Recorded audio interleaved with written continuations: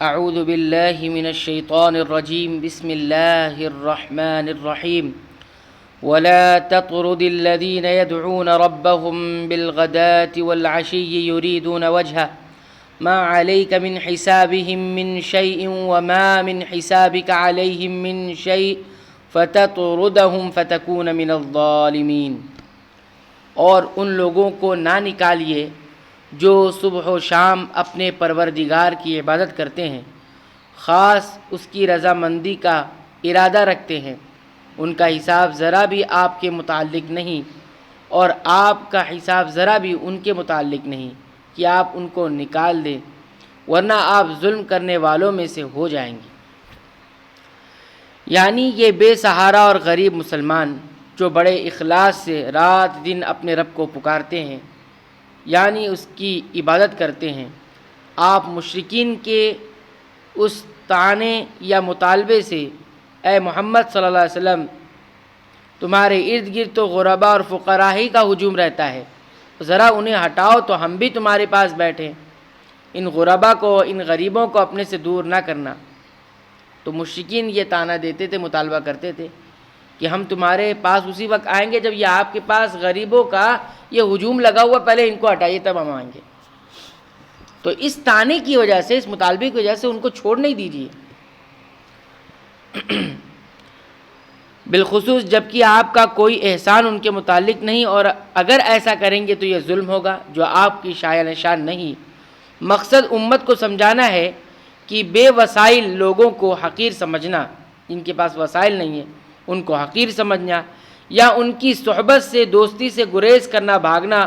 اور ان سے وابستگی نہ رکھنا، یعنی دوستی نہ رکھنا، یہ نادانوں کا کام ہے، اہل ایمان کا نہیں۔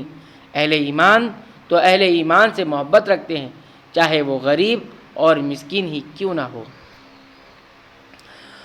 وَكَذَلِكَ فَتَنَّا بَعْضَهُمْ بِبَعْضٍ لِيَقُولُوا أَهَٰؤُلَاءِ مَنَّ اللَّهُ عَلَيْهِم مِّن بَيْنِنَا أَلَيْسَ اللَّهُ بِأَعْلَمَ بِالشَّاكِرِينَ۔ اور اسی طرح ہم نے بعض کو بعض کے ذریعے سے آزمائش میں ڈال رکھا ہے تاکہ یہ لوگ کہا کریں کیا یہ وہ لوگ ہیں کہ ہم سب میں سے ہیں، ان پر اللہ تعالیٰ نے ہم سب میں سے ان پر اللہ نے فضل کیا، کیا یہ بات نہیں ہے کہ اللہ تعالیٰ شکر گزاروں کو خوب جانتا ہے۔ شروع میں اکثر غریب غلام قسم کے لوگ ہی مسلمان ہوئے تھے،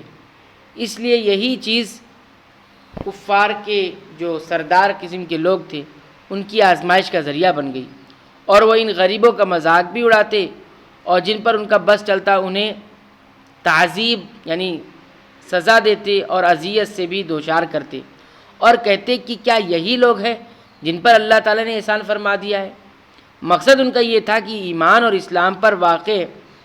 اللہ کا احسان ہوتا تو سب سے پہلے ہم پر ہوتا، جس طرح دوسرے مقام پر فرمایا لو کان خیرا ما سبقونا الیہ، کہ اگر یہ بہتر چیز ہوتی تو اس کے قبول کرنے میں یہ ہم سے سبقت نہ کرتے، ہم سے پہلے انہوں کیسے قبول کر لیا،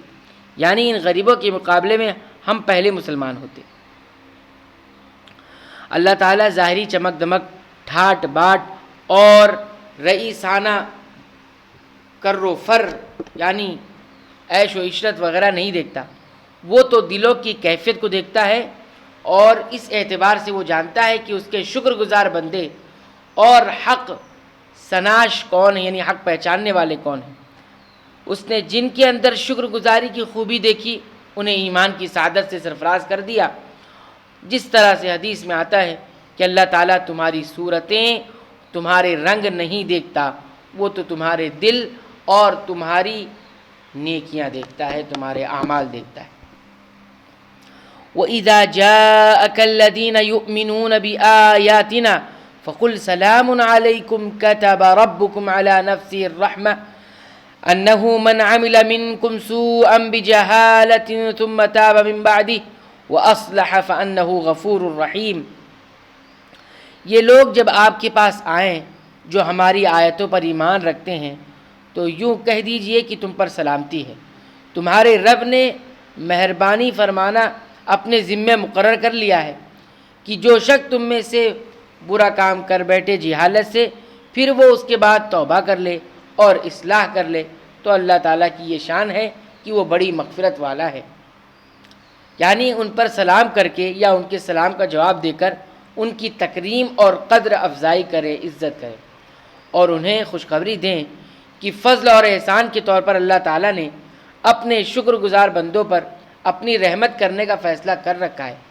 جس طرح حدیث میں آتا ہے کہ جب اللہ تعالیٰ تخلیق کائنات یعنی کائنات کو بنانے سے فارغ ہو گیا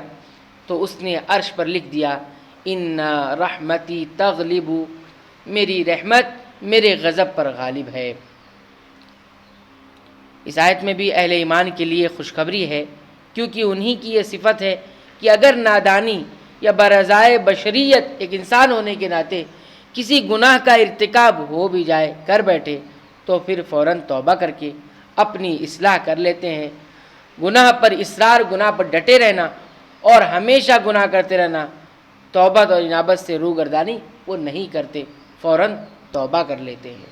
وَكَذَلِكَ نُفَصِّلُ الْآيَاتِ وَلِتَسْتَبِينَ سَبِيلُ الْمُجْرِمِينَ، اسی طرح ہم آیات کی تفصیل کرتے رہتے ہیں اور تاکہ مجرمین کا طریقہ ظاہر ہو جائے۔ رب العالمین سے دعا ہے کہ رب العالمین تو ہمیں